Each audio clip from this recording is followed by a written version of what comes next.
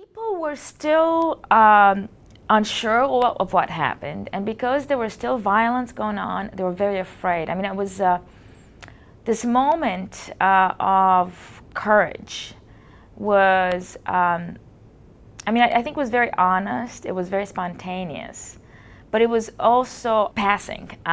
People became afraid very quickly.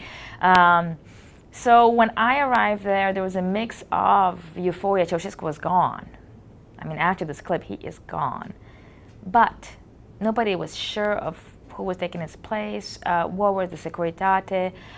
Could you speak down, when you're walking down the street to anybody? There was a sense that the military was, in fact, with the people, as we said. But because there, a lot of the people in Bucharest who were in the street, kind of keeping order, were young kids, 18, 19-year-old boys serving their usual military service. So they looked really young. They were not professional army personnel, and so the population seemed to look at the army as being honest Romanians. And whether that's the case or not, of course, on the basis of the Ceausescu's trial and what happens afterwards is a different question. But the feeling was rather of trust there. But by and large, people were still very afraid. It was both heartening and disheartening. I mean, there are some people that in the night of the 21st, so right after this happened, right, in the next about 8 hours, that population that had been in the center of Bucharest did not disperse.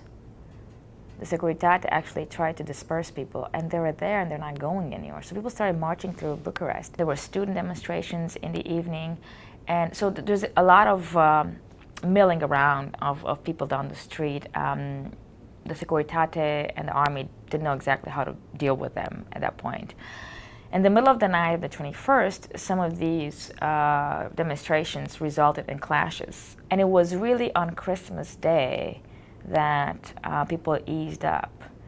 I think this was not a coincidence that they showed the tape of Ceausescu's shooting on Christmas morning. And that's what I woke up with. That's when really, after that, it was unbelievable. I mean, between the 25th and about the 7th of January, it was 2 weeks of people behaving like I had never seen them behave, just being absolutely open and wonderful and euphoric and not being afraid to speak about, anything and also being extremely generous with each other.